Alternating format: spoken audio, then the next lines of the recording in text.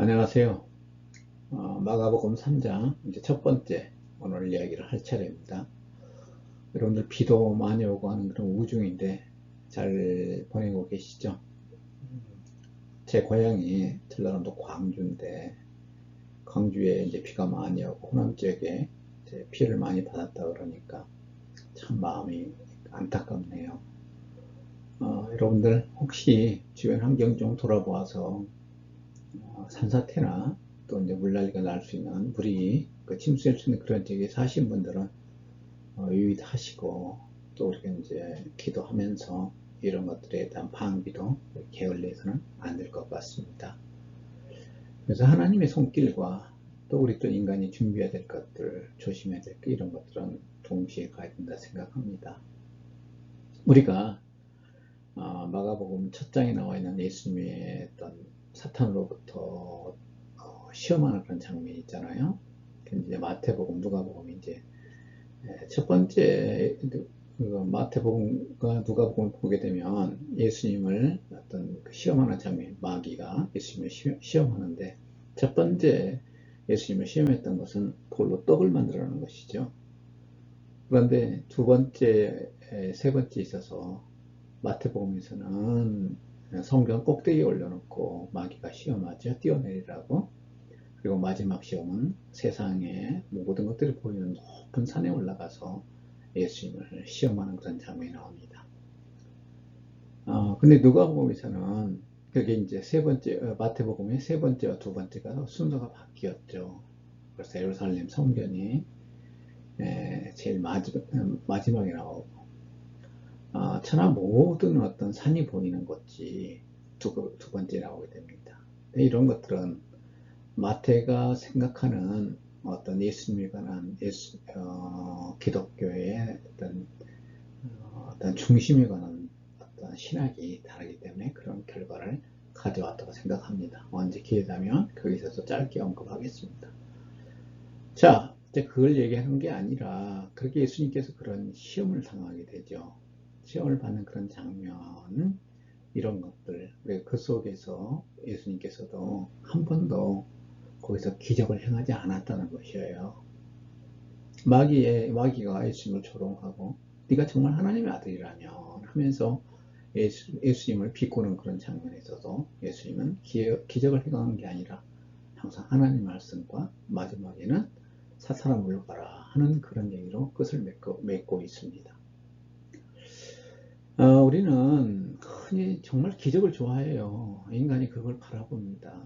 그리고 우리가 이제 그런 어떤 비싼 사건이 우리 주변에서 일어나면 세상은 떠들썩하죠. 우리가 곰새에 나타나는 예수님의 사건도 마찬가지입니다. 근데 우리 신앙을 조금만 더 깊이 생각해 보면 기적적인 행위를 가지고는 우리가 예수 그리스도의 메시아성을 온전히 얘기할 수 없다는 것입니다. 물론 병 고치고 예수님이 기적을 행하고 세상에서 볼 수 없는 그런 일을 행할 때 우리가 사람들의 주목을 받는 건 사실입니다. 그리고 거기에 사람들이 몰려와서 어떤 하나님께서 일을 행했다라고 떠들러대는 건 사실이에요.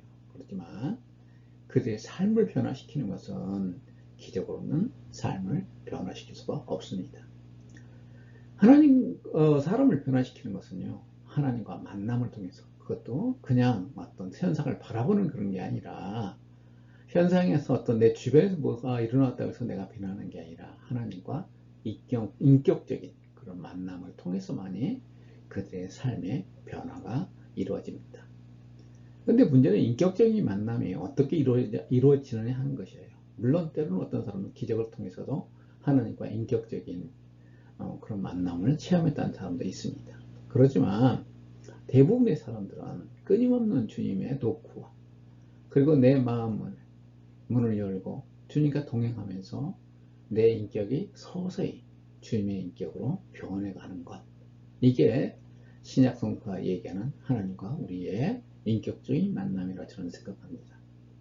오늘은 안식일에 손 많은 사람을 고치는 이야기와 그리고 예수님에 관한 이야기가 이제 주변에 소문도 나고, 물론 이미 소문이 나서 1장부터 주님이 가버나움에 들어갈 수 없는 그런 지경까지 됐죠. 수없이 많은 사람들 병자를 데리고 그러니까 주님이 자기가 사는 집에 들어갈 수 없는 그런 지경에 빠졌지만, 이 3장에서는 그 앞에서 있었던 그 수없이 많은 무리들, 병고침과 그리고 귀신을 쫓아내는 그런 장면, 우리가 축소라 그러죠. 이런 어떤 사건들이 일어나면서 그런 이야기가 종합적으로 2장의 3장 두 번째 이야기에 우리가 종합적으로 얘기되어지고 있습니다.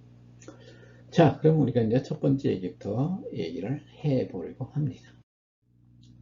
자, 암실에 손 마른 사람을 고치는 이야기가 마태복음 12장 9절부터 14절까지, 그리고 누가복음 6장 6절부터 11절까지의 같은 이야기가 등장하게 됩니다. 자, 우리 마가복음 3장 1절부터 6절까지를 제가 읽어보겠습니다. 예수께서 다시 회당에 들어가시니 한쪽 손 많은 사람이 거기 있는지라. 사람들이 예수를 고발하려 하려 안식일에 그 사람을 고치는가 주시하여 보거늘, 예수께서 손 많은 사람이 이르되 한가운데 일어서라 하시고 그에게 이르시되 안식일에 선을 행하는 것과 악을 행하는 것, 생명을 구하는 것과 죽이는 것 어느 것이 옳으냐 하시니 그들이 잠잠한 것을, 그들의 마음이 완악함을 탄식하사 노하심으로 그들을 둘러보시고 그 사람에게 이르되 내 손을 내밀라 하시니 내밀매 그 손이 회복되었더라. 바리새인들이 나가서 곧 헤롯 왕과 함께 어떻게 하여 예수를 죽일까 응하니라. 그래서 예수님께서 이제 회당에 또 들어가시는 겁니다. 물론 예수님 우리가 1장을 쭉 살펴보게 되면 예수님께서 맨 처음에 1장에 보게 되면 앞에 침례 요한에 관한 얘기가 나오죠. 그 다음에 침례 요한에 의해서 예수님께서 이제 침례를 받게 되죠. 그리고 이제는 공생애를 바로 예수님께서 공생애를 시작하는 게 아니라 예수님께서 이제 시험받는 이야기가 나와요. 예수님께서 이제 사탄에 의해서 광야에서 시험받고 난 다음에 이게 갈릴리로 가서 복음을 전파하십니다. 그리고 난 다음에 예수님께서 했던 게 제자들을 부르시죠. 그리고 나서 예수님께서 제자들과 함께 가버나움 회당에 가서 이제 병자도 고치고 그런 사역을 하시게 됩니다. 그래서 그 중간에 이제 여러 가지 사람들 고치는 이야기가 계속되어지고, 그런 이야기가 많은 사람들로부터 아주 긍정적인 반응을 얻게 되죠. 사람들이 열광하게 되죠. 유대인들이 열광하게 됩니다. 그런 그 열광과 함께 예수님은 어찌 보게 되면 사역에 있어서 제한도 많이 받죠. 그리고 예수님이 그 지역을 떠나 그 주변에 복음 전하러 가셨다는 이야기가 나옵니다. 그런 이야기가 수없이 계속되어지면서 병자도 고치고 사람들을 그들의 어떤 그 어려움을 구제하는 그런 일도 이렇게 구원해주는 그런 일이 있었어요. 그리고 나서 이제는 예수님께서 앞에서 안식일 논쟁이 있었고, 안식일 논쟁이 있어서의 이 얘기는 예수님 스스로 한 일이 아니라 그때 제자들이 밀밭에서 이제 밀을 배가 고파서 그래서 까불어 먹었죠. 비벼 먹었다는 거죠. 그런 것 때문에 안식일에 일을 했다 그러고 바리새인들이 이제 시비를 붙는 거죠. 그리고 나서 이제는 또 안식일에 손 많은 사람이 회당 안에 있었던 것입니다. 그래서 이제 예수님께서 너무나 명성이 높아지고 그러니까 예수님은 어떻게 하면 공경에 빠뜨리고 고발하여서 제거해버릴까 하는 질투심이 유대인들 사이에서 아주 불길처럼 일어나게 되었습니다. 그래서 예수님께서 회당에서 보니까 한 손 많은 사람이 있는 것이에요. 손이 말라버렸어요. 옛날에 참 그런 사람들 종종 시골에서 봤던 것 같아요. 한 손을 못 쓰죠. 말라버리고 나서 거의 마비 상태가 되는 거죠. 참 손이 험하더라고요. 손이 말라버리니까 핏기가 없고 가죽만 남아있고 손에도, 그런 사람들 제가 어렸을 때 본 적이 있습니다. 근데 그런 사람이 회당 안에 있는 것이에요. 그러니까 예수님께서 그동안에 엄청나게 많은 사람들을 고쳤잖아요. 성경이 그렇게 우리 마가복음 1장에서 그렇게 얘기를 하고 있잖아요. 그래서 유대인들이 예수가 또 이 사람을 이 안식일에 고쳐주는 거, 회당 안에서 고쳐주는가 하는 것들을 엿보고 있었어요. 그렇게 되면 또 다시 안식일에 그 문제를 걸어서 예수님을 고발하려고 했던 것입니다. 여기서 고발의 대상이라는 것은요, 당시에 우리가 회당에다 고발하는 게 아니라 유대인들의 그런 기구가 있었습니다. 보통 우리가 71명으로 구성됐다고 그러는데 공예이라고 그럽니다. 사내들인이라고 얘기하죠. 사내들인에다가 이제 사내들이 있는 헬라어로 그 공예를 부르는 이야기고, 우리 성경에 이제 요한복음에는 공예원, 회원이라고 나오죠. 그런 것처럼 공예이라고 부르기, 성경에 공예이도 하고 사내들이라는 얘기도 두 개가 다 교차해서 쓰이고 있습니다. 거기에 고발을 해서 예수님은 이제 재판하게 되죠. 재판에 해고하려고 그랬던 것입니다. 근데 예수님께서 그걸 뻔히 아시면서도 거기 있는 수많은 사람한테 일어서라 그런 것이에요. 예수님도 그걸 다 각오하신 겁니다. 처럼 그 어떤 예수님을 반대했던 유대인들이 그들을 이미 깨트려 보시고도 이 일을 과감하게 행하고 계시는 예수님의 모습을 우리가 보게 되는 거죠. 그러면서 거기에서 예수님을 고발하려고 정말 악한 의도를 가지고 예수님을 주시하고 있는 사람들 향하여서 예수님께서 4절에서 아주 유명한 이야기를 하는 것입니다. 하나님께서 우리에게 안식을 주신 그 본질이 뭐냐 하는 것이에요. 본질. 그래서 안식일을 왜 주었냐 하는 것이에요. 유대인들도 그걸 잘 알기 때문에 안식일에 예배를 드리는 것입니다.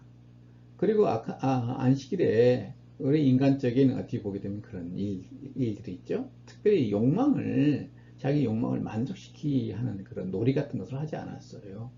그게 첫 번째 얘기하는 것들, 악한 행위를 가능하면 안 하고 이런 것들이 있습니다. 그런데 유대인들은 이걸 과도하게 안식일을 지킨다는 의미 속에 그런 과도하게 지키다 보니까 여러 가지 행위들을 금했던 것이에요. 그래서 예수님께서 안식일의 본질을 4절에서 알려주는 것입니다. 선을 행하는 것, 악을 행하는 것, 어떤 것이 더 옳은 거냐, 생명을 구하는 것과 죽이는 것, 어떤 것이 옳으냐라고 바로 그 유대인들을 향해서 더 역질문하는 것이에요. 그러면서 그들의 마음이 너무나 안악하니까 예수님께서 너무 마음이 아프게 탄식하는 것이에요. 와, 저들을 어떻게 할까, 어떻게 해볼 수 없는 저 유대인들의 저런 형태에 대해서 예수님께서 너무 실망하고 화가 나신 것입니다. 그러면서 그 손 많은 사람을 향해서 손을 내밀라 하신 내밀매, 손이 예수님께서 이렇게 손을 내미는 그 행위 자체 속에서도 회복이 되었다 얘기를 하고 있습니다. 그러니까 그걸 바라본 바리새인들은 이제 됐다 그러면서 헤롯 왕과 함께 예수님을 어떻게 죽일까 의논했다고 얘기를 하고 있습니다. 자, 한 구절 한 구절 생각해 가면서 같이 얘기를 나눠볼까 합니다. 첫 번째 절입니다. 예수께서 다시 회당에 들어가시니 한쪽 손 많은 사람이 거기 있는지라. 이것이 우리가 앞에서 있었어요. 이미 안식일에 그 사건이지만 첫 번째 사건과는 본질적으로 서로 연관되지 않습니다. 안식일에 앞에서 있었던 것은 밀밭에서 이제 까불어 먹는 문제죠. 근데 거기서 우리가 언급했던 것은 두 가지가 가능성이 있다는 거죠. 하나는 일이 무엇이냐 하는 것이 유대인들의 이야기고, 그 다음에 그 일에 관한 문제를 가지고 유대인들은 시비를 걸었어. 그게 문제에 있어서는 밀 까불어 먹는 거, 안식일에 그것도 하지 말아야 된다는 생각을 가지고 예수님 앞에 이제 제자들을 문제를 가지고 왔을 수 있고요. 유대인들이 또 하나 문제는 뭐냐면 예수님이 제자들이 이제 유대인들이 걸을 수 하루에 안식일에 걸을 수 있는 거리가 거의 1km로 제한되어 있습니다. 근데 그걸 넘어서 교회로 나가지 않았느냐 하는 그런 문제에 대한 시비일 수 있습니다. 그런데 우리는 그런 어떤 거리상의 문제보다는 그게 일인이 아니냐 하는 문제를 가지고 예수님 앞에 시비를 걸었던 것입니다. 그때 예수님께서는 뭐예요? 안식일의 주인이 인자다. 예수님이 안식일의 주인이다 라고 얘기하면서 그런 문제를 그들과 논쟁을 끝을 맺게 되고, 유대인들은 그것 때문에 예수님을 신성모독으로 생각하게 되었다는 것이 앞에 우리가 2장에서 나왔던 이야기죠. 그런데 그렇고는 본질적으로 차이가 납니다. 이것은 안식일의 해당 안에서 병 고치는 그런 문제가 이야기죠. 그래서 또 다른 차원의 문제였던 것입니다. 자, 그래서 예수님께서 해당에 들어가시니, 그래서 이제 여기에 대해서 제가 사본 얘기를 자꾸 하는데 죄송합니다. 근데 여러분들이 이제 성경 연구를 보다 깊이 하게 되면 배경 연구하고 단어 연구하고 난 다음에 여러분들이 이제 더 이제 우리 같은 좀 복음주의자들이 할 수 있는 것들 중에 하나가 뭐냐면 사본을 연구하는 겁니다. 근데 그러기 위해서는 헬라어에 대한 벽이 넓고 또 사본학에 대한 기본적인 어떤 지식을 가져야 되죠. 그래서 여기 보게 되면 시내산 사본과 바티칸 사본이 있어요. 이게 이 시내산 사본과 바티칸 사본이 우리가 언제 이제 기록되느냐 생각하냐면요. 제가 그 문제 얘기, 시내산 사본은요, 어디에 보관되어 있냐면 영국 대형박물관에 보관되어 있고요. 이 바티칸 사본은 이 바티칸 도서관에 이렇게 보관되어 있습니다. 근데 이게 이제 처음 기록된 게 우리는 이제 4세기 중반을 봅니다. 콘스탄티누스 대제가 이제 로마의 황제였죠. 근데 이 황제가 이제 기독교를 인정해줘요. 그전에는 기독교가 인정받지 못해서 지하에 비밀스럽게 만나는 그런 단체였는데도 단체가 있었어요. 그런 어떤 존재였습니다. 그래서 탄압받고 많은 어려움을 겪었죠. 근데 이걸 공인하게 돼서는 기독교가 지상의 어떤 교회가 됩니다. 그래서 수없이 많은 사람들이 이제 예수를 믿게 돼요. 몰려왔다 그래요, 교회가. 그래서 이당 신전 같은 거 이런 데를 전부 교회로 바꿔서 이제 그때 썼던 어떤 신전 같은 경우에 지금도 여러분이 로마에 가면 볼 수가 있습니다. 그래서 신전을 바꿔가지고 오늘날은 이제 카톨릭 미사를 드리는 그런 걸로 바꿔놨더라고요. 어떤 그런 어떤 사건이 일어났었는데 우리가 이제 유세비우스라는 어떤 역사가에 따르게 되면 여기서 이제 345년경에 콘스탄티누스 대제가 국가적 사업으로 성경을 기록하도록 합니다. 성경을 기록하게 돼요. 그 당시에 전부 손으로 기록하는 거거든요. 근데 그 이전에 기록됐던 대부분의 성경은 이제 비전문가예요. 기독교가 탄압받으니까 국가에서 인정을 안 해주니까 그 당시에도 성경을 기록해서 이제 사본이 존재하게 되었거든요. 근데 대부분의 사본은 파피루스라는 좋지 않은 그런 종이에다가 그리고 그걸 이제 전문가가 아니라 비전문가가 기록하다 보니까 상당히 퀄리티에 대해서 우리가 이제 시내산 사본이나 바티칸 사본 이런 사본들에 비해서 질이 떨어집니다. 근데 그때 콘스탄티누스 대제 때 45권의 성경이 기록되었다고 생각되는데 오늘 우리가 그 흔적을 볼 수 있는 성경이 4개의 성경으로 우리한테 알려져 있습니다. 첫 번째는 시내산 사본, 바티칸 사본, 알렉산드리아 사본, 그 다음에 에브라미 사본입니다. 이 4개 사본이 오늘날 우리에게 전해지고 있어요.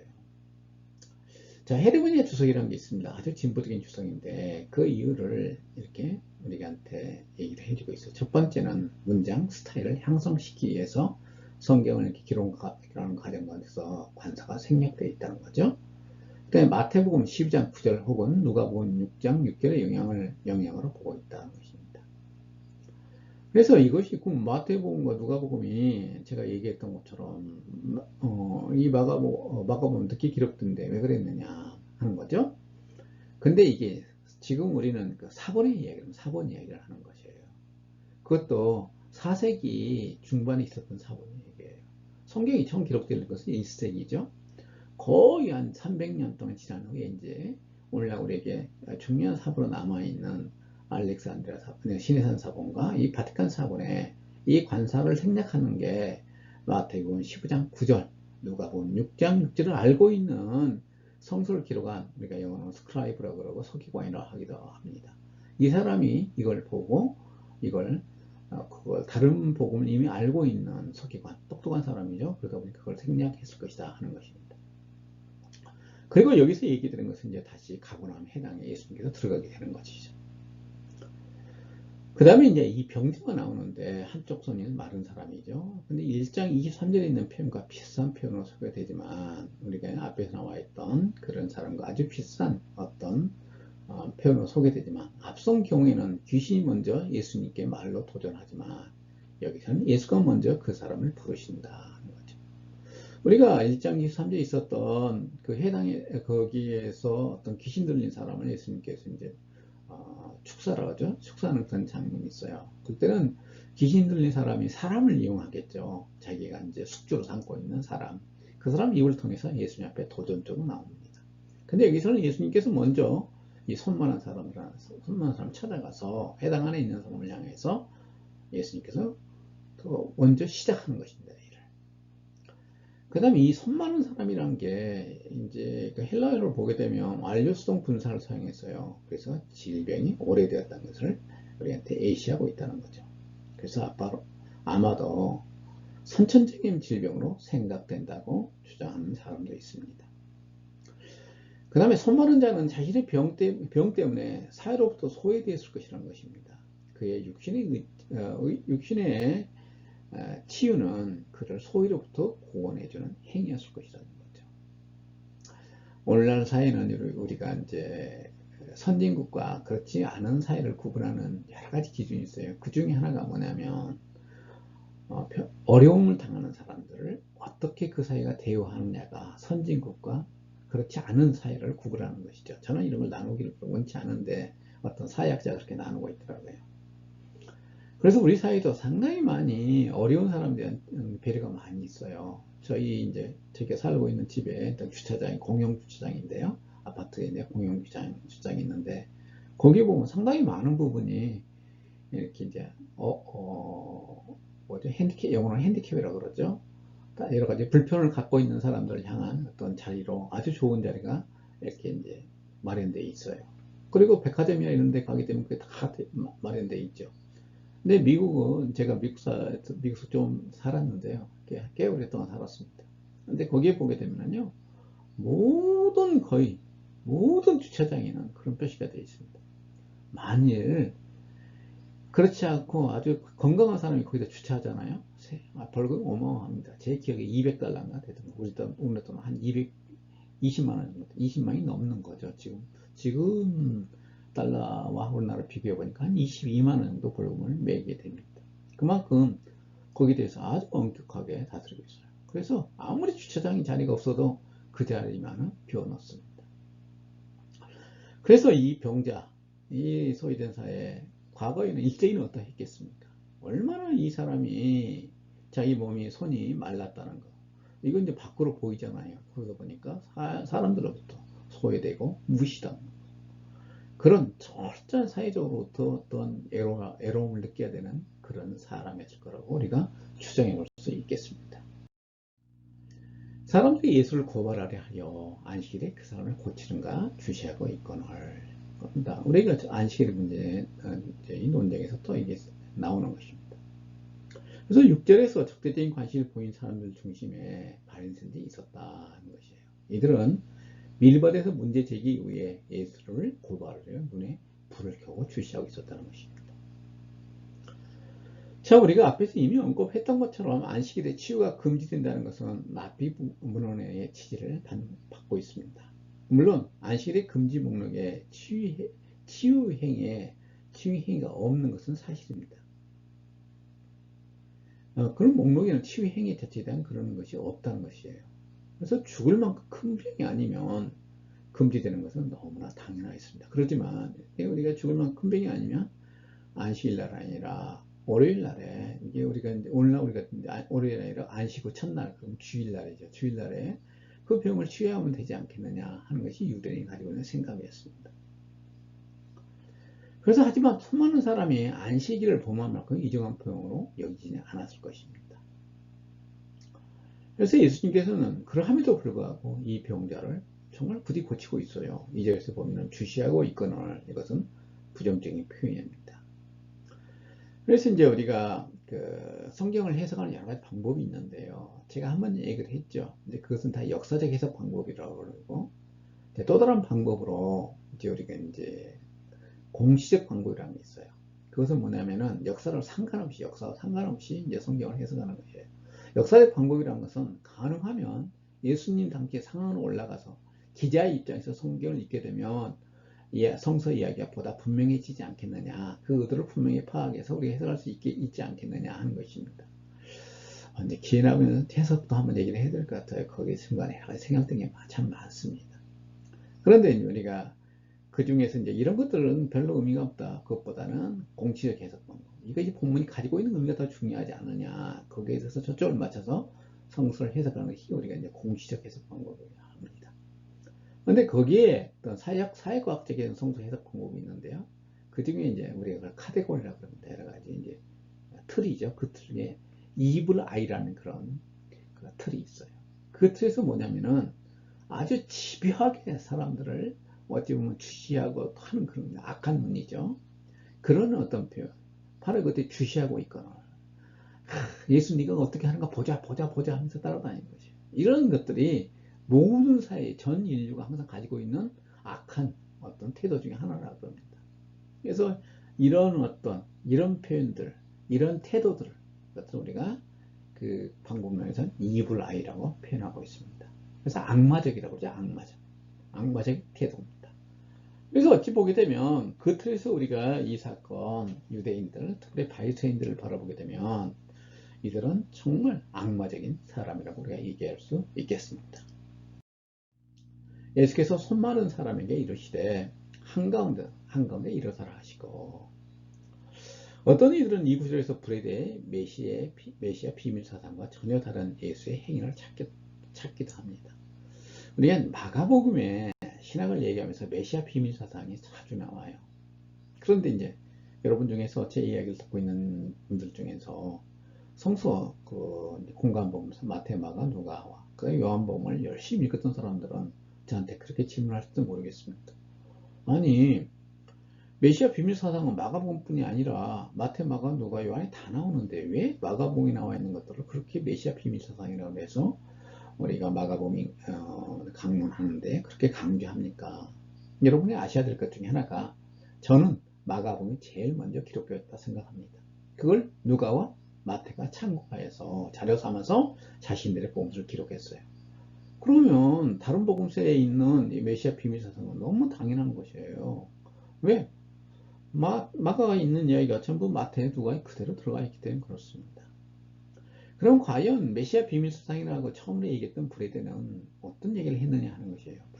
브레데가 메시아 비밀 사상을 썼던 그 책이 처음 발간된 게 19세기 말입니다. 독일 학자인데요.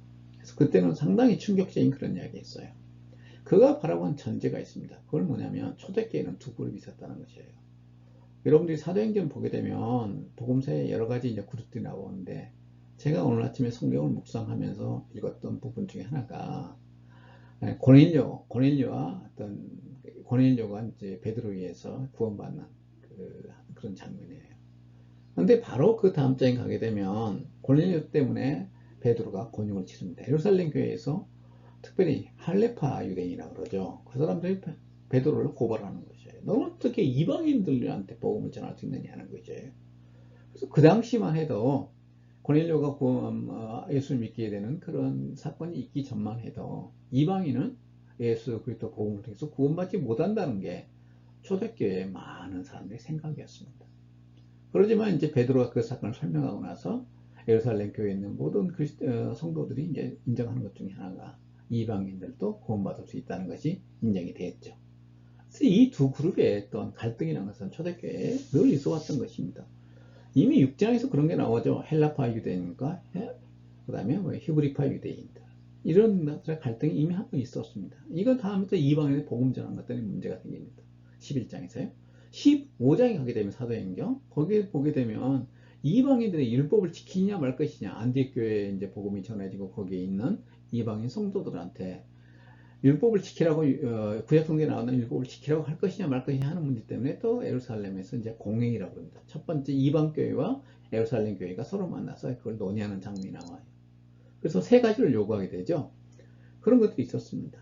근데 이 기독교 안에 이런 갈등이 있었다는 것이에요. 근데 이 브레드가 바라봤던 건 뭐냐면은, 교회 안에, 초대교회 안에 어떤 게 있었냐면, 예수의 부활을 목격한 사람, 예수님께서 부활했던 그 상황을 직접 예수님이 이제 부활 후에 제자들한테 40일 동안 있었다고 사도행전에 나오잖아요. 1장에 보게 되면. 그때 제자들과 만나고 그랬겠죠. 그리고 그들과 같이 뭐 떡도 먹고 그랬으니까요. 예수님이 그 부활했던 그 육신을, 그 몸체, 육신이나 얘기도 힘든데, 어떤 예수님이 그런 모습을 직접 경험했던 사람과 그렇지 못한 사람들이 교회 안에서 공존을 했다는 것이에요. 그래서 이 두 그룹이 정말 예수님의 그 모습을, 예수님의 제자 같은 막 손으로 막 예수님께서 만져보라고 그러잖아요. 그런 상황을 목격했던 사람과 그렇지 않고 그들의 전언을 통해서 예수님의 부활을 인정했던 사람들 간에 그런 갈등이 이 초대교회에 있었고, 그 두 갈등이 서로 조화시키는 과정에서 탄생한 게 메시아 비밀 사상이다 라고 얘기하는 거죠. 그래서 어떤 때는 예수님 이야기가 막 드러나는데 그게 또 숨겨지는 그런 상황으로 이렇게 좀 이상한 어떤 상황이 됐던 게 이렇게 메시아 비밀 사상으로 나타났다고 브레드는 얘기합니다. 근데 이 당시에 신학이란 게요, 우리가 더 얘기해 보게 되면 시간이 너무 많이 하겠죠. 좀 넘어가겠습니다. 아무튼 이런 것들이 그 당시에 철학의 영향을 받아서 그렇게 얘기한 것입니다. 그런데 이걸 갖다가 50년, 거의 한 60년, 브레드 얘기가 있고 난 다음에 60년 뭐 지나서요. 제가 신학교 다닐 때죠. 그때 나왔던 책 중에 이제 그 건드리나 이런 어떤 여러 가지 그 책자에 보면 이제 이 메시아 비밀 사상을 성경에 나와 있으니까요. 그 사상을 이렇게 메시아 비밀 사상 이름으로 붙여요. 복음주의자들도. 그렇지만 해석을 달리합니다. 왜 예수님께서 자기 자신의 메시아성을 자꾸 감추었느냐. 제자들의 얘기도 못하게 하고 귀신 들린 사람이 그렇게 되면 잠잠하라 그러고, 또 예수님께서 고침을 받던 사람들이 예수님을 따르려고 그러면 너는 그냥 동네 가서 이 하나님의 얘기를 뭐 전해라 그렇게 얘기하고, 예수님이 상당히 보게 되면 이상한 그런 행동을 많이 하잖아요. 그걸 왜 그랬느냐.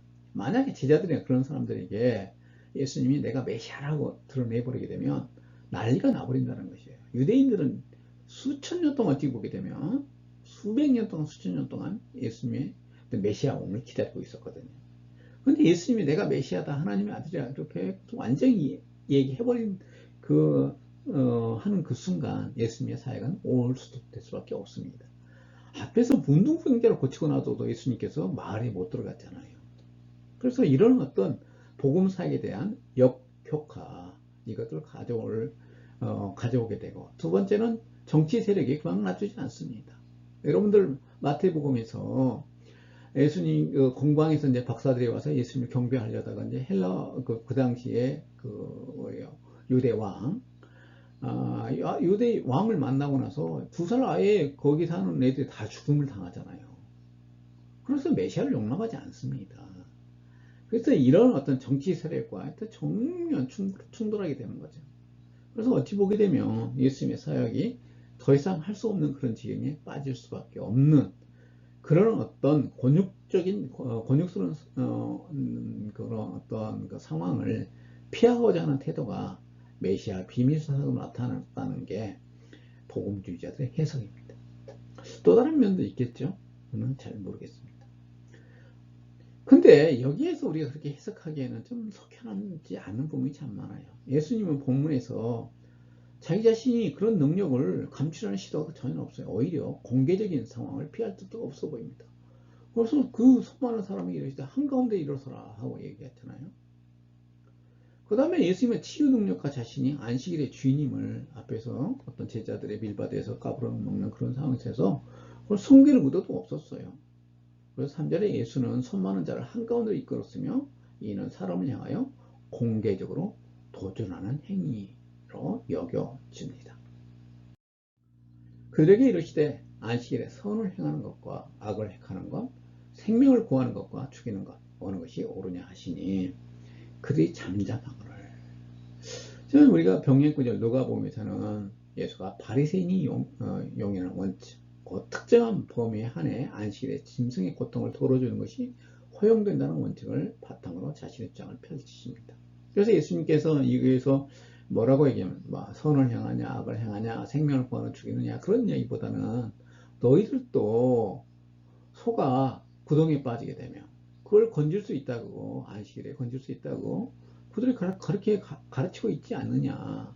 하물며 그러면서 이렇게 오랫동안 어떤 그 악한 어떤 영의 억압을 받고 있는 이 여인을 생명을 구해주는 게, 이걸 고쳐주는 게 뭐가 잘못됐냐라고 오히려 그 바리새인에게 도전하는 그런 모습을 누가 보면 나와 있죠. 하지만 마가복음에서는 이런 유치에 근거한 주장은 없고 수사 의문이라는 형태로 기술되어 있다는 것입니다. 질문하는 거죠. 그래서 즉 선을 행하는 것과 생명을 구하는 것은 안식일에 허용된다는 것입니다. 유대인들은 치를 하루 믿는다고 그것이 악을 행하는 것이 되거나 죽이는 것이 되지 않는다. 예수님께서 얘기하고 있죠. 그래서 안식일에 선한 일, 특히 고통을 완화시키는 일을 하는 날이다 라고 예수님께서 선언하는 것입니다. 그래서 유대인들의 그 잘못된 행위 이런 것들에서 교정시켜 주는 거죠. 그래서 예수의 날카로운 질문에 예수를 비난하는 자들은 침묵하게 됩니다. 그래서 긍정적으로 대답하게 되면 안식일에 대한 그들의 접근법이 틀렸음을 자인하게 되고, 부정하게 되면 대중들에 하여 비난을 감수해야 합니다. 우리가 특별히 이제 교회에서 목사님이나 지도자들, 특별히 정치 지도자나 그 다음에 사회적으로 지위가 있는 사람들이 자기 잘못을 윽박지름으로 해서 그걸 감추려 한다거나 다른 사람을 관찰하려고 그러죠. 참 못난 행위입니다. 저도 옛날에 그런 적이 있었어요. 참 부끄럽더라고요. 얼마나 그것 때문에 후회하고 회개했는지 모릅니다. 여러분들은 혹시 지금 교회 나왔던 또 나이가 먹었다는 것에서 어린 사람들 막 윽박지르는 태도 이런 것들은 정말 몰라요. 용납이 안 되는 거죠. 여기서 바로 유대인들이 그런 태도를 보이고 있는 것이죠. 마카비일서 제가 한번 언급했던 거죠. 2장 29절부터 41절에 유대 하시민들은 안식일에 시리아인들로부터 이제 그 그리스 사람들이죠. 시리아인들로부터 전면을 당하지 않기에 안식일에 공격을 개시하지는 않지만 적을 공격하지는 않지만 만약에 전쟁터에서 얘기하는 것이에요. 만약 공격을 받는 경우 스스로를 방어할 것을 결정했다는 기록이 있습니다. 그래서 안식일 날 우리가 최소한 자기 방어는 할 수 있다는 것이죠. 5절 그들이 마음이 안악함을 탄식하사 노하심으로 그들을 둘러보시고 그 사람에게 이르되 내 손을 내밀라 하시니 내밀매 그 손이 회복되었더라. 그래서 예수님의 분노의 이유는 뭐냐? 바로 바리새인들의 안악한 마음이었습니다. 그들이 이제 성경에서 이제 마음이 안악하다라고 묘사한 경우를 그 이유를 설명하는 그 구절들을 우리가 살펴보게 되면 첫 번째 지혜를 볼 수 없거나 보지 않으려는 자들을 묘사할 경우 마음이 안악하다고 표현하고 있습니다. 그 다음에 예수를 메시아로 인식하지 못한 이스라엘에서 가장 일반적으로 사용되었어요. 로마서, 고린도서, 요한복음이 나와 있죠. 마가복음은 예수의 기적의 의미를 알아차지 못한 제자들을 향하여 두 번 마음이 안악하다고 표현되어 있습니다. 그래서 지적 분별과 영적 통찰의 중심지인 마음이 안악해진다면 새로운 인식을 받아들일 때 제대로 기능하지 못하게 된다는 것입니다.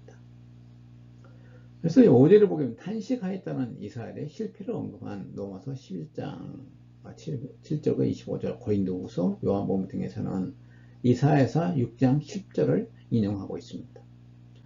그 다음에 마음이 완악하다는 표현은 출애굽기 4장 21절에 암시라고 있습니다.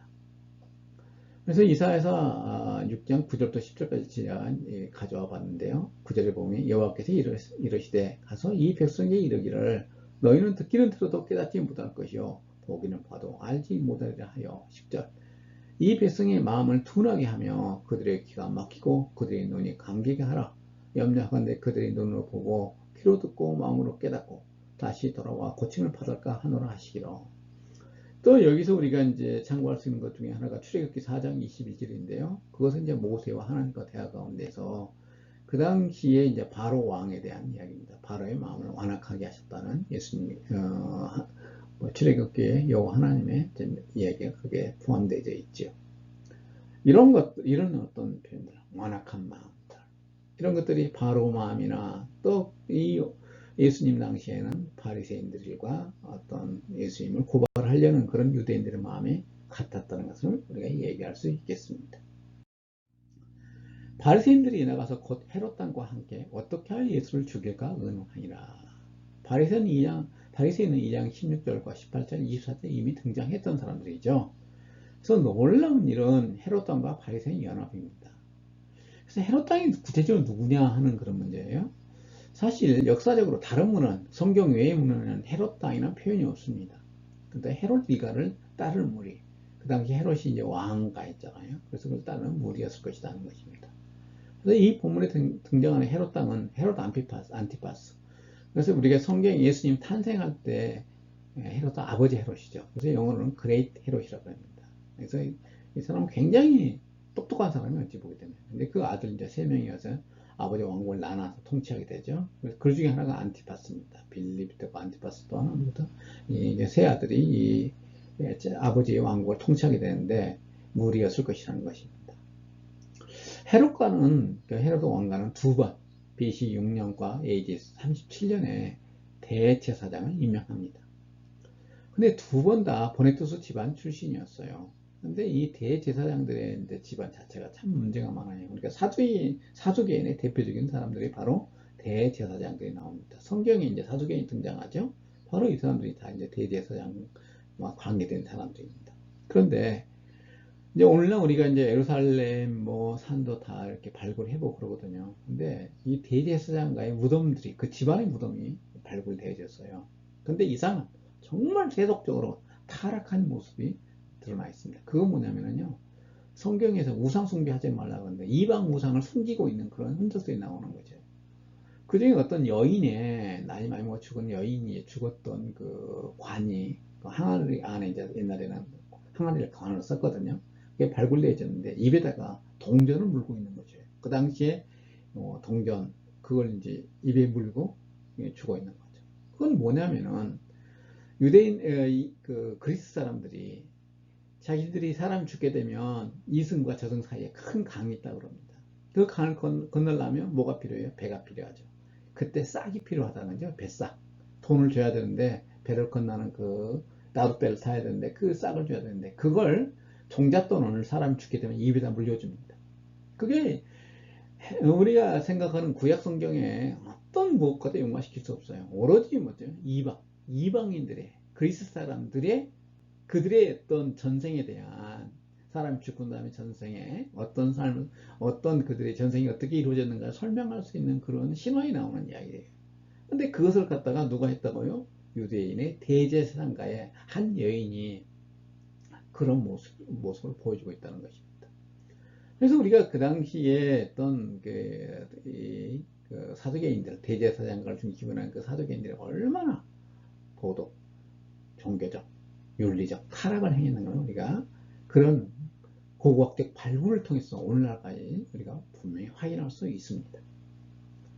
그러면서 우리가 이제 이 죽일까 의논했다는 그런 구절을 통해서 이 마가복음을 읽고 있는 독자들은 2장 20절에서 신랑을 빼앗길 날에 대한 의문을 풀 수 있게 된다는 거죠. 예수님이 죽게 될 것이라는 그런 생각, 우리가 그런 어떤 예견을 할 수 있게 된다는 것입니다. 예수님께서 그 말, 신랑을 빼앗긴 날이라고 언급했던 이유가 무엇인가에 대해서 우리가 이 구절에서 예수를 죽일까 하는 의논했다는 것 등에서 우리가 알 수 있게 됩니다. 여기서 헤롯 땅은 헤롯 안티파스티아의 관료나 경제적 이익을 취하는 자들을 여겨집니다. 여기서 이제 또 다른 우리가 이제 어떤 관점으로 바라봐야 되는데, 예수의 명예로운 동기와 유대의 부끄러운 셈이죠. 이 동기가 갈등하고 있다는 겁니다. 영어는 아나와 셈이라고 그럽니다. 그래서 예수님께서 그 여인의 손 마른 병자를 고쳐주는 것은 정말 명예로운 거죠. 동기에서. 그런데 그 당시에 이제 이 헤롯 땅과 그 다음에 바리새인들은 그것을 예수님을 아주 정말 부끄러운 자신들의 이익을 관철하기 위해서 자신들의 정말 그 이익을 위해서 예수님을 고발하려고 엿보고 있는 그런 장면, 정말 부끄러운 동기가 서로 이 이야기 가운데 서로 갈등하고 있다는 것입니다. 우리가 이 이야기를 끝마치면서 제가 달란트 비유가 좀 생각이 났어요. 마태복음 25장 14절부터 30절까지 나오죠. 누가복음 19장에 나오는 이야기입니다. 이 이야기는 예수님께서 그 앞에 나와 있는 25장의 이야기에서 이제 열처녀 비유가 나오죠. 그래서 천국이 어떤 것일까 해서 천국에 관한 비유를 오늘 우리 하나님 나라를 얘기하죠. 그래서 이제 마태복음에는 이 천국이라는 얘기도 나오기도 하고 하나님 나라라는 얘기도 나옵니다. 근데 이제 마태복음 왜 천국을 썼는가 언제 기회 되면 제가 한번 설명해 드리겠습니다. 이 비유가 가지고 있는 몇 가지 요소가 있는데요. 우리가 이제 여기 쓴 달란트라는 것은 요즘에 우리가 탤런트라고 그러죠. 그 TV에서 드라마에든 그 역을 맡아서 하는 사람들 탤런트라고 그러죠. 유명한 탤런트들 많이 있죠. 여러분도 좋아하죠. 그런데 이 탤런트라는 것이 여기서 왔습니다. 영어의 탤런트라는 것은 뭐냐면 달란트라는 것은 이것이 재능이라는 의미로 있죠.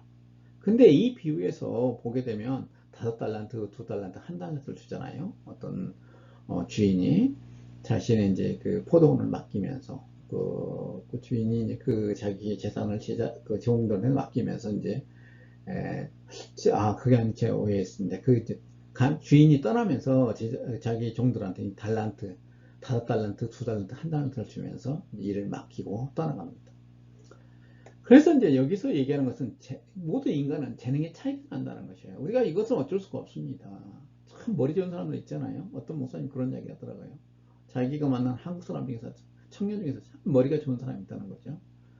어느 정도냐면 나이 30, 사람들의 명단 30명의 명단을 처음부터 끝까지 한번 쫙 보고 나면 그대로 읊을 수 있는 그런 사람을, 그런 학생을 봤다고 그러죠. 참 그런 학생 시험 잘 보겠죠.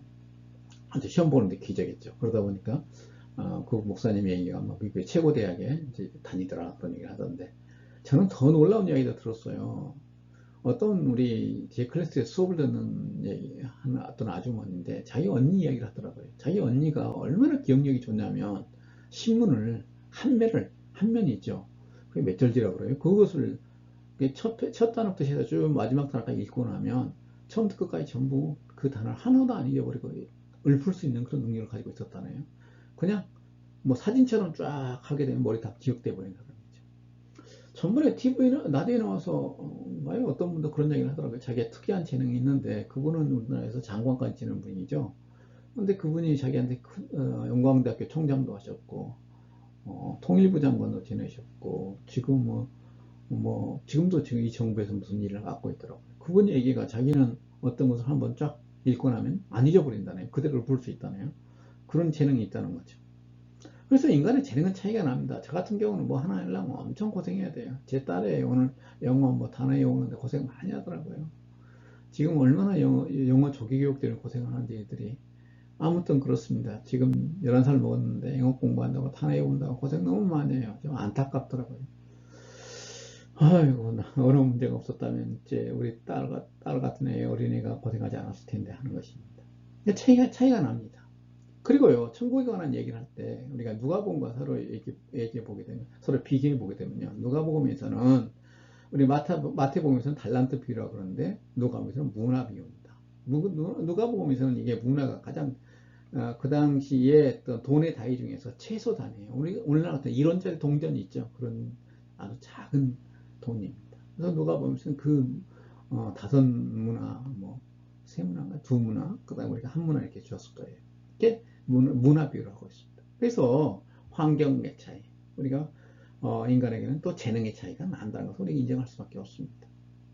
근데 우리 이야기 가운데 핵심은 뭐냐면 왜 한 달란트를 받는 종이 그걸 숨겼을까 하는 것입니다. 오늘 저도 여기에 대해서 얘기를 하고 싶어요. 첫 번째, 우리 본문에 나오는 것처럼 두려워서 그랬다는 거죠. 주인이 너무 두려웠다는 것이에요. 뭐가 두려웠을까요? 주인이 두려웠을까요? 이것을 맡기고 간 주인에 대해 주인이 너무나 두려웠을까요? 아니면 이걸 가지고 다른 어떤 그 다른 동료 어떤 그 종들처럼 나가서 장사하고 이걸 막 이렇게 투자하는데 그것이 너무 두려웠을까요? 저는 후자라 생각합니다. 그래서 세상에 나가서 자기 자신을 드러내는 게 그렇게 두려웠던 것이에요. 어떤 사람은 그걸 부끄러움이라고 얘기를 하더라고요. 근데 우리 특별히 크리스천들은 자기 자신을 담대하게 드러낼 필요가 있습니다. 만약에 내 자신이 부끄러워하고 드러내기를 뭐 이렇게 자기를 숨기고 이렇게 자꾸 하게 된다면 그건 정말 자기 자신이 정말 하나님의 사람인가에 대해서 의심해 봐야 됩니다. 하나님의 사람이라면요, 하나님이 내 인격을 창조하셨고 나는 여기 있게 했잖아요. 근데 이것을 내 자신이 부끄러워한다면은 그것은 뭐예요? 하나님을 부끄러워하는 것과 똑같아요. 여러분들 혹시라도 지금 처해 환경, 내가 가지고 있는 재능이 적어서 내 환경이 나빠서, 여러분들 이 마태복음과 이게 돈의 달란트와 이 문화와 차이는 어마어마한 차이입니다. 환경의 차이라고 저는 생각을 해요. 그래서 누가복음이 기록되기 전 그 환경의 차이, 교회의 차이, 그런 것들입니다. 근데 그 차이 때문에 부끄러워할 필요는 전혀 없습니다. 왜 이런 것들을 하나님 앞에서는 의미가 없는 것이죠. 재산의 소유, 재능의 어떤 소유의 많고 적음, 재능의 많고 적음, 뭐 학교의 차이, 인종적인 차이, 이런 것들은 우리가 복음 안에서는 다 무너져야 됩니다. 그래서 내 자신이, 첫 번째는 내 자신이 그렇게 해야 되지 않아. 그렇게 스스로가 부끄러워하지 않아야 되고, 또 스스로를 부끄럽게 생각하는 사람은요, 다른 사람을 차별하게 됩니다. 그래서 우리는 그런 차별을 하는 것은 정말 죄악이죠. 그래서 내 자신이 먼저 하나님 앞에서 떳떳한 그런 사람으로 거듭나야 됩니다. 우리가 하나님을 알게 되면 처음에는 이런 것들, 과거의 습관 때문에 조금은 자기 자신이 물러나 있을지 모르지만, 그런 과거 습관 때문에 부끄러움 또 두려워할지 모르지만, 우리는 하나님 앞에서 내 자신이 죄가 없고 하나님 앞에서 내가 바로 서 있다면 우리는 세상 어디에 나가서도 내 자신을 담대하게 얘기할 수 있어야 됩니다. 또 이 여기에서 보게 되면 주인에 대한 오해가 있어요. 주인은 어때요? 어, 아무것도 없는 곳에서 뭘 만들어낸 사람을 생각했단 말이죠. 그래서 숨겨놨다가 주인 오게 되면 그대로 바치게 되면 주인께서 당신이 알아서 하십시오 하는 것이에요. 여러분들, 하나님 사람은요, 우리 이때 이 세상을 경영해 나가야 됩니다. 이 세상을 하나님의 나라로 바꿔가는 일에 우리가 일조해야 될 뿐이 아니라 내가 가지고 있는 이 재능을 개발해서 이 하나님 나라를 확장하는데 크게 써야 돼요. 쓰임받을 수 있어야 돼요. 세상의 방법은 그 목표 자체가 잘못되어졌어요. 수단도 잘못되어졌죠. 우리는 목표 자체가 하나님 나라예요. 하나님이 중심이 되어지고 그걸 이끌어갈 수 있는 분도 성령이죠. 그리고 수단에 있어서도 하나님의 수단으로서 우리가 행해 나가는 것. 이게 바로 저는 달란트 교육가 주는 가장 중요한 핵심적인 메시지라고 생각합니다. 이 단락은 마가복음에서 가장 긴 요약입니다. 일부 학자들은 3장 7절과 12절이 이전 부분에 대한 결론적 요약으로 가장 잘 이해된다고 주장합니다. 이는 1장 14절과 3장 6절에 나오는 내용을 되돌아볼 수 있는 다음 같은 주제가 등장하기 때문입니다. 그 주제에 어떤 내용들을 살펴보게 되면 무리들이 몰려드는 것이죠. 첫 번째. 두 번째는 예수가 무리들로부터 물러나는 것. 예수님께서 이제 사람들이 너무 많이 몰려드니까 거기서 물러나는 거죠. 그 다음에 예수의 병 고침에 관한 이야기 여러 나오죠. 병 고치는 이야기. 그 다음에 귀신들이 예수를 하나님의 아들로 인식했던 그런 이야기. 1장 24절로 나오죠. 그 다음에 예수님께서 그런 어떤 귀신들에 대해서 침묵하라고 명령하죠. 그런 얘기들이 그런 어떤 요소들이 여기에 이제 다 몰려 있다는 거죠. 그래서 우리가 요약으로 본다는 것입니다. 하지만 이들은 이미 1장과 사건이 있는 사건과 맥을 같이 하지만 이렇게 우리가 3장 이런 것들이 있지만 서론 부분에 넣는 것이 보다 타당하다고 생각합니다. 이런 여러 가지 이야기들은 이제 우리가 이제 주석서에서 흔히 나오는 이야기들이에요. 그러니까 제가 언급하고 넘어갑니다. 왜냐하면 1장 14절부터 3장 6절의 장면이 가버나움이지만 3장 13절부터 6장 6절의 장면은 가버나움으로 밖으로 이동하고 있고 3장 7절 9절에 등장하는 갈릴리 바다는 3장 13절부터 6장 6절과 보다 덜 잘 어울린다고 보기 때문이다. 그래서 이 이야기는 앞에 서론 부분에 나와야 된다. 그 이유가 된다는 것이죠. 뒷장면과는 잘 연관성이 잘 보여지지 않는다는 것입니다. 3장 11절은 독자들에게 3장 15절, 23절, 30절, 5장 1절, 20절을 준비시키기도 한다. 3장 11절은 3장 22절과 27절 및 5장 7절에 나오는 미래적 논의의 전조가 되기도 한다는 것입니다. 3장 10절에 예수의 병고침은 5장 22절에서 43절을 예견하게 하고 3장 7절은 다음 기사에 나오는 제자들의 부름 및 4장 11절, 35절, 5장 31절 이런 의서 제자들의 예수 함께 있는 내용과 잘 어울립니다. 3장 7절 12절에서 예수의 배를 배기시킨 것은 예견하게 된다는 거죠. 이런 정황들로 이런 것들을 그 1장에 상기시키기도 하지만 1장 14절과 3장 6절과 사이에 교량 역할을 한다. 그래서 이게 우리가 이제 문맥 가지고 여러 학자들의 논의의 일부를 소개해봤지만 여러분들이 성서 이해하는데 디테일한 부분에 있어서 작은 차이를 가져오기도 하거든요. 이런 것들이 사실 주석서에서는 여러 번 여러 군데 디테일하게 다뤄놨습니다. 이것 때문에 학자들의 논문도 많이 나와요. 근데 그것도 어찌 보게 되면 저는 현학적인 노름이라 생각합니다. 자신들의 지식을 자랑하고자 하는 그런 노력이 아닌가 하는 생각이 들 때가 있어요. 여러분들 성경 이해하려고 그러죠. 저도 그렇습니다. 성서 본문에 나와 있는 메시지가 무엇인가, 그리고 그걸 통해서 내 자신의 삶에 적용시키는 게 저는 가장 중요하다고 생각하거든요. 그래서 저도 신학 공부하면서 이런 데는 별로 크게 신경 쓰지 않았어요. 논문 쓸 때는 찾아보고 거기에 대해서 신학생한테 얘기하면서 야, 더 공부해봐라 하는 정도였습니다. 자, 7, 8절에서 요지는 예수의 사역의 광범위하게 이루어졌고 요한보다 영향력이 더 컸다는 것이에요. 그래서 우리가 1장 5절에 요한의 영향력이 나오죠. 그때 이제 예루살렘, 그리고 거기 이제 예루살렘과 그 골짜기로부터 그 근처에 사는 사람들이 전부 몰려왔다 그래요. 근데 예수님의 영향력은 그보다 훨씬 넓습니다. 막 가버나움 갈릴리 근처에 있는 이방 지역에 있는 사람들까지 막 몰려오게 돼요. 그래서 예수님의 영향력이 훨씬 광범위하고 컸다는 것이에요. 그 다음에 어떤 요한의 영향력이라는 것은 예루살렘 근처를 중심으로 한 거기에 머물렀어요. 근데 예수님은 예루살렘뿐이 아니라 그 근처에 팔레스틴 전체에 걸쳐서 예수님의 영향이 미쳤다는 것입니다. 그래서 예수님이 훨씬 더 큰 분이다 하는 것을 이 부분에서 얘기하고자 했다는 것이에요. 그다음에 7절에 예수는 바다로 물려갔다고 표현하고 있어요. 여기서 물려갔다는 달아나다는 의미보다는 다릅니다. 그래서 물려갔다고 번역한 것이 보다 옳다는 거죠. 예수는 자신의 고향으로 물려간 것입니다. 거기에서 그는 놀라운 성공을 거두게 되죠. 그래서 다음에 여러 가지 문제가 나오게 되죠. 그 다음에 여기에 있는 이제 무리들이 나와요. 그래서 폴르라고 표현하고 있는데, 우리가 이제 이 마가복음에서 특별한 신학적인 헬라어 단어 하나 등장합니다. 오콜루트라는 단어예요. 그래서 이것이 이제 그 무리를 표현할 때 더 많이 나와요. 그래서 이제 폴루나 또 다른 단어가 하나 있는데, 이런 시민이나 이렇게 표현할 수 있는 이런 것들과 이 오클루스를 구별해서 그 나누는 그 신학적인 그 신학자들이 많이 있습니다. 이런 얘기 하게 되면 여러분들은 좀 거부감이 있을지 모르겠지만 70년대 한국 신학을 주름잡았던 아주 영향력을 크게 행사했던 것 중에 하나가 민중신학이라는 게 있었어요. 그 사람들은 이 오클루스라는 단어를 가지고 마가복음을 읽어냈습니다.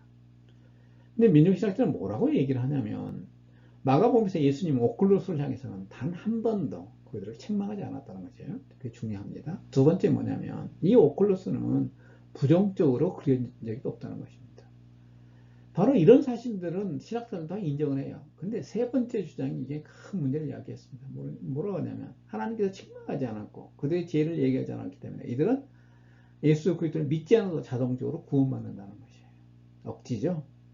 이런 논리가 민중신학만의 주장이 아니라 남미에 같은 조금 더 빠른 그 한국의 민중신학보다 그 먼저 있었던 게 해방신학입니다. 남미에 다들 정치신학이죠. 그런데 이 해방신학에도 똑같은 논리, 가난한 자, 이름만 바꿨어요. 가난한 자는 예수님께서 그들을 책망하지 않았고 그들은 회개할 것이었고 그냥 자연스럽게 다 구원받는다 하는 그런 논리를 똑같이 해방신학도 가지고 있습니다. 이게 저는 비성서적이라고 생각했고 그들이 가장 큰 잘못이라고 생각합니다. 언제 기회 있으면 더 깊이 있게 설명해 드리겠습니다. 갈릴리에서는 지리적으로 특별한 어떤 취급을 받습니다. 그래서 우리가 이제 마가 같은 경우는 제름시의 교회의 해합 장소 혹은 이방인들의 땅으로서 여기기도 합니다. 8절은 무리들이 팔레스틴 전역에서 나오는 것으로 묘사하고 있습니다. 언급되지 않은 유일한 지역은 사마리아와 데카폴리입니다. 사마리아는 너무나 잘 알려져 있죠. 근데 여기는 언급되지 않았어요.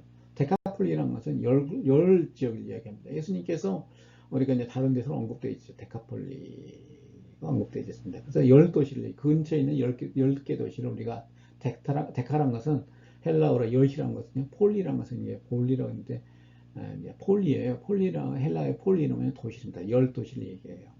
근데 이게 언급되지 않다는 것이죠.